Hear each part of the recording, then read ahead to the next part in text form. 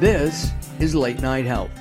This is the radio show that cares about the most important part of your life, your health. During the next hour, we're going to be talking with some interesting people, both from the Washington, D.C. area. During the second part of our show, we're going to be talking about an advocate who works with people to get through the trials and tribulations of insurance companies and anything else, but mostly insurance companies when they decline claims. That'll be happening in the second part of our show.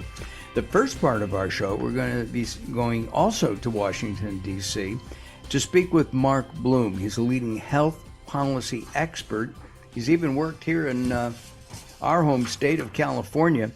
He is, I've got it right here, he is the executive director of America's Agenda, Healthcare for All. And we're going to be talking about pharmacy benefit managers and how they can be regulated to reduce drug costs for all Americans. Mark, welcome to Late Night Health. It's a pleasure to be with you and your listeners. Mark, I'm just going to talk about this in general. I think drug costs in the United States are outrageously expensive. I understand several things. Capitalism, everybody wants to make money. I want to make money. You want to make money, but not by breaking the backs of the American people. I'm going to give you an example of something that I think is just absolutely horrific. I checked out a drug. It's called Celebrex. Celebrex has been on the market for about 25 years. The generic form of Celebrex. Any idea how much that costs without insurance? I'm going to guess it's a fraction of what it costs with a prescription benefit plan. Yes. A fraction. Right. Well, it's the generic is $400 a month. And on a prescription plan, it's like $30, which I still think is high because the cost of this stuff has got to be about 50 cents for 30 pills. It's outrageous. Any thoughts on that before we talk about PPMs? PBMs? Well, it's hard to talk about that without talking about PBMs because pricing of prescription drugs in America is a really complex conversation because it isn't a simple marketplace. It's a simple marketplace in which supply and demand is intermediated by these mega corporate middlemen, mega corporations. I'm talking about multi-billion-dollar Fortune 50 corporations that in fact buy from manufacturers, negotiate discounts for manufacturers' prices, and then resell the drugs to employer health plans, to self-funded health plans, to government health plans, and through them to individual patients who cost share. And they are the fastest growing component of healthcare. Healthcare grows typically about 3 times the rate of the consumer price index, and the fastest growing part of healthcare is in fact the prescription drug spend. Let me just give you an example of how large the margins are. In New Jersey a few years ago, we were recruited by the public sector unions of New Jersey, as well as the legislative leadership and the governor of New Jersey, to develop a model to create competition between PBMs in order to drive down prices by having them compete against each other.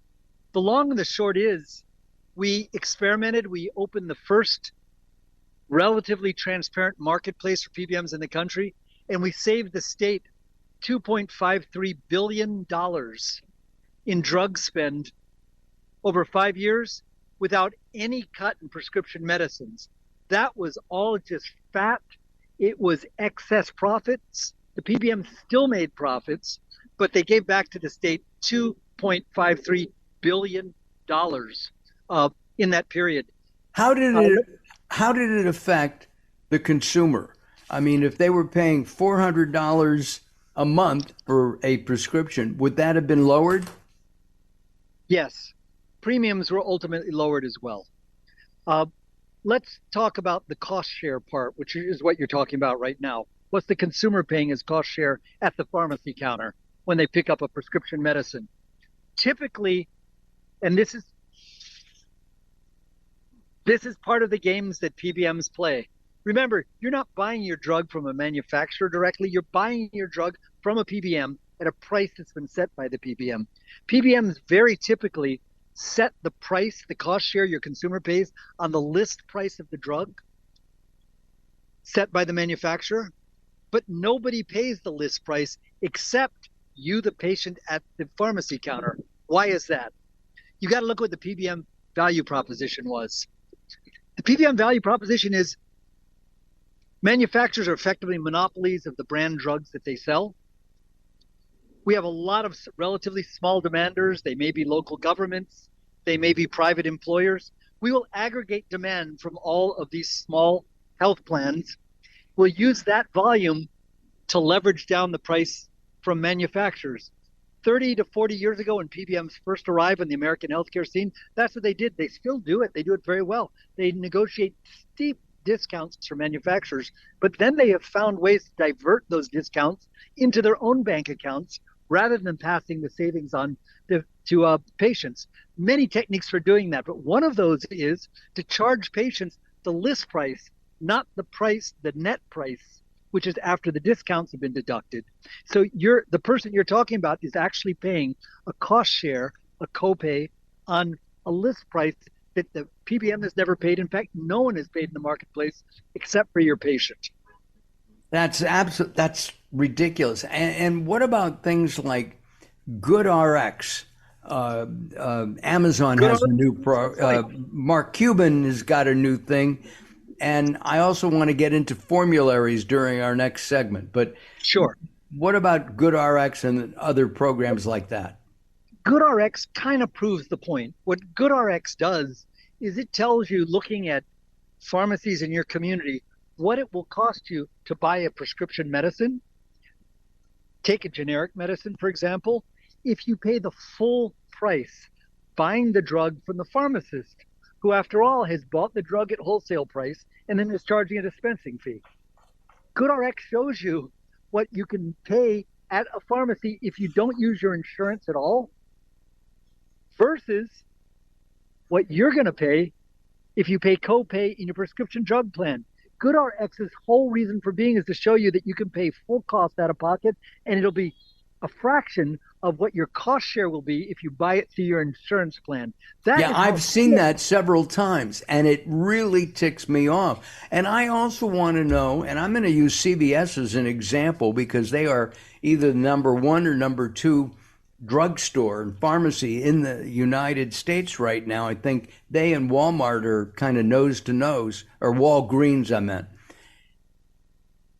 Formularies, whoever is negotiating those rates, I mean, at $400 a month, that person should absolutely be let go. I think it's jail time. That's how serious I believe this is. The Federal Trade Commission may agree with you. They finally launched, after years of postponement, an investigation of the PBM industry as being potentially in violation of American antitrust laws. For a reason we haven't discussed, but it's an interesting discussion. Maybe in another segment we could talk about the vertical integration of insurance companies, PBMs, retail and specialty pharmacies, and now PBMs, or these vertical conglomerates, have opened GPOs, group purchasing organizations, to in fact offshore, even though PBMs have no offshore business. So We've got these vertically integrated multinational corporations that sit in the middle of our prescription drug market. And we're gonna take a break, Mark. We've got to take a break for a few moments, Sure. do some business. When we come back, I want to talk about formularies because I think those are anti-consumer. I think that insurance companies should be spanked somehow. Jail time would be nice. And we need to bring the prescription drugs down. And we're going to talk about the FTC and the fact that They go after dollars. They don't care about consumers, in my opinion. I'm Mark Alyn, along with the insane Daryl Wayne. Don't go away as Late Night Health continues. Late Night Health is proud of our partnership with the EBC, the Evolutionary Business Council. Check them out at ebcouncil.com. You're listening to Late Night Health with Mark Alyn. The show continues in a moment. Recently, I met Jacqueline from Bright here in Los Angeles. She gave me a hearing exam and then showed me how to hear again with the new Signia Pure Series hearing aids, and she can give you your life back too. I hear birds chirping, birds cooing, and even my wife. They easily connect to my smartphone. The Signia hearing aids are amazing, and with the charge and go, I don't have to fiddle with batteries and hear all day long. Not hearing is frustrating for you and your family. I know you don't have a problem, but trust me, call Bright Here now for a free hearing exam, a $125 value, yours free, just for making an appointment now. There are offices throughout the Los Angeles area. Call Bright Here now at 323-424-7100. That's 323-424-7100 for a free hearing exam. There's no obligation. Call now, 323-424-7100, or visit them on the web at brighthere.com. If you're listening to Late Night Health right now, you're part of the growing target of baby boomers we're serving. Hi, I'm Daryl Wayne, producer of Late Night Health, inviting you to join the Late Night Health family. If you have any business targeting the growing boomer market, Late Night Health is the ideal advertising vehicle for you. From vitamins to insurance, alternative health to Western-style medicine, Late Night Health caters to the growing population of those over 40 years old. This vibrant demographic has expendable income to fight aging, purchase travel, take care of aging parents, or just have fun. Find out about the advertising opportunities with Late Night Health. Call us at 805-391-0308. That's 805-391-0308, or email us at info@latenighthealth.com. That's info@latenighthealth.com. Join Late Night Health as we empower people to take charge of their own health care. Call now at 805-391-0308. That's 805-391-0308. Sometimes it's not what you say, it's how you say it. Words are a critical aspect of success. How you get your point across is a crucial part of what makes anything sell. So do it right and hire a writer. Whether it's articles, blog posts, technical writings, website content, product descriptions, or ghostwriting anything from a novel to a nonfiction book about your navel, contact Servet Hassan. If you want it to sell, write it right. Email Servet at servet@servethassan.com. It's time to tackle a tough topic, one that affects us all. We're talking about sexism in the workplace. The award-winning Identifying the Elephant in the Room series is back and ready to tackle some complicated communications issues again. This spring, we're focusing on critical communication strategies in the face of sexism. Join us as we hear from professionals in the natural products industry who have valuable career lessons to share and real-world experience to discuss from all sides of the elephant. It's time to have an honest and open conversation about the impact of sexism in the workplace and how we can make it better for everyone. Identifying the Elephant in the Room series starts March 16th.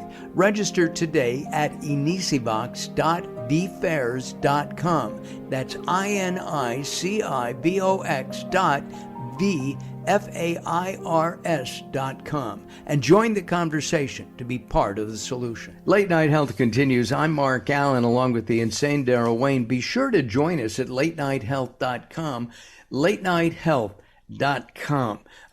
We'll have a pretty picture of our guest, Mark Blum, up there in a couple of weeks, and we'll also have a link to the show as well, and you'll be able to find out more about Mark and about his organization, America's Agenda, Healthcare for All.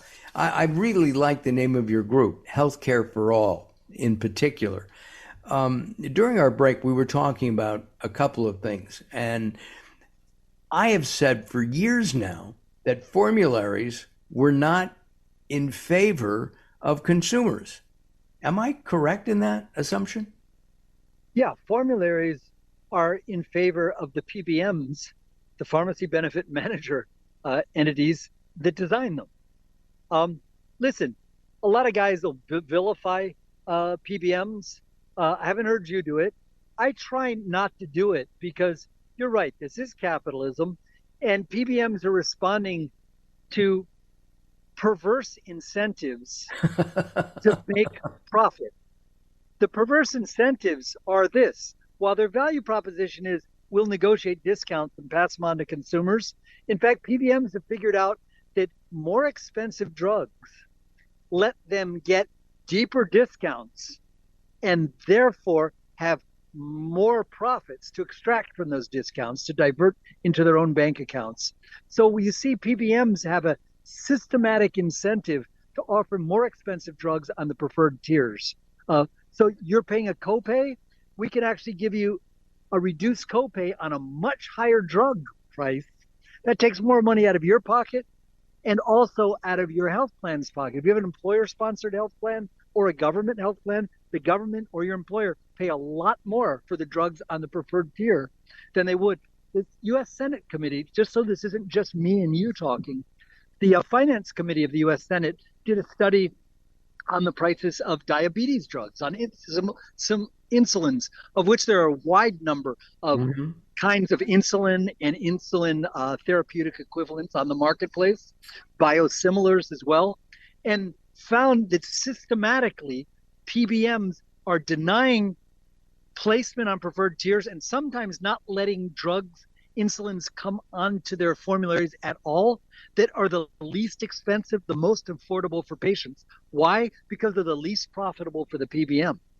And so recently, when under the IRA, the Inflation Reduction Act, that $35 caps were imposed upon out-of-pocket payments for seniors in Medicare for accessing insulin, understand still the most expensive insulin drugs are on the preferred tiers of those formularies. Right now, PBMs are starting to readjust and reduce the costs they're charging for insulin drugs because of the IRA, because of Biden's inflation reduction, Congress's Inflation Reduction Act that President Biden signed. But the fact is that systematic incentive to bring the most expensive drugs onto the preferred tiers of formularies exists for PBMs because it's simply profitable. They're responding to a perverse incentive. Look, in a marketplace which was truly competitive and truly transparent, manufacturers are competing to offer lower drugs to get consumer demand, right? In this marketplace, PBMs are actually offering the highest priced drugs possible in order to maximize profits. Well, they're not really competing with each other. They're not competing with each other. Right. What's happening then, Mark, is that CVS and Walgreens and I'm trying to think of another Rite Aid here in California. They have a third party that's actually running their drug program. Well, you're right. It's a third party if you're talking about Walgreens. But when you're talking about CVS Caremart's the PBM that owns the CVS retail drugs. It's a vertically integrated conglomerate. We did a study a few years ago, and we saw that over 3 years under pressure, a lot of criticism about PBMs retaining rebates that they negotiated from drugs. Those are discounts from the manufacturer prices, retaining them rather than passing on to consumers. In over a 3-year period, we found that PBMs passed through 64% of the rebates they'd previously retained. In other words, retention of rebates declined by 64%. Wow, now you're going to see big discounts on drugs? No. In fact, drug prices went up over that. Profitability of PBMs went up because they had found other ways to take money out of the same transactions from consumers. We found that when 64% reduction in rebates happened, they increased fees on manufacturers by 51% and profits on pharmacies they owned by 14% to compensate. Well, wait a second. This is like the car industry. You sell 10 Mercedes this month and you get a rebate, and we all know how when you buy a car, you're going to get, I guess I can say, screwed. So you're going to get screwed. You just don't know by how much. So when you buy a drug, you're going to get screwed, but you just don't know by how much because of the PPMs. In fact, you won't find out because their pricing is not transparent. PBMs don't share their data. That's one of the problems. The accounting or the reporting requirements for PBMs are the least in the entire healthcare industry.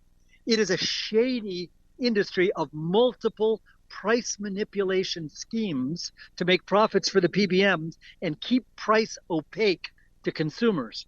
Now, we don't want to get totally pessimistic with your readers, I hope, because there's actually movement in Congress right now for some reforms that could truly be meaningful in this area.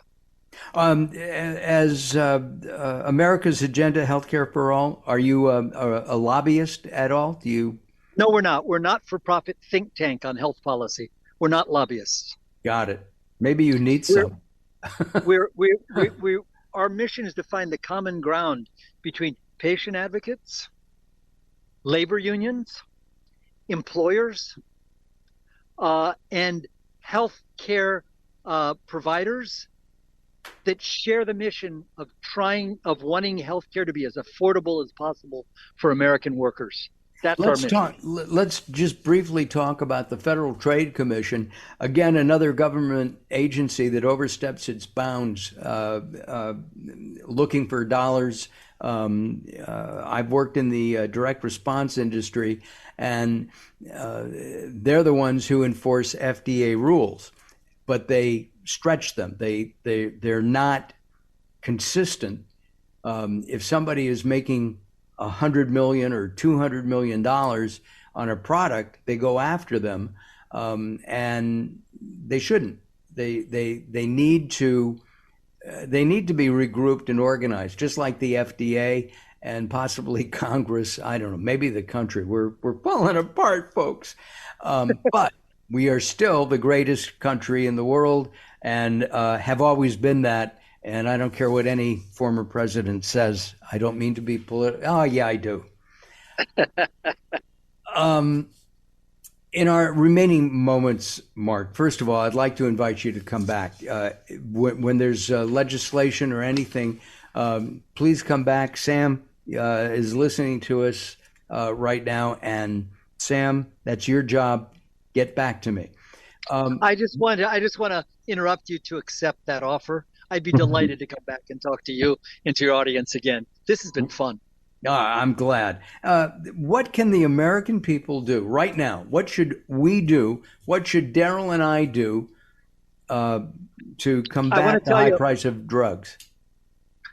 The most important thing you can do right now is right now in this session of Congress, as I was mentioning earlier, and we'll talk about your next show, there is very serious reform legislation, PBM-directed reform legislation, being led by on the Democratic side by Chairman Wyden of the Finance Committee, and he's joined in bipartisanship by the ranking member Crapo Mike Crapo of Idaho. Wow! Here, let me tell you the basic thesis of the reform. We only have 10 seconds left, and here's the thesis. Okay.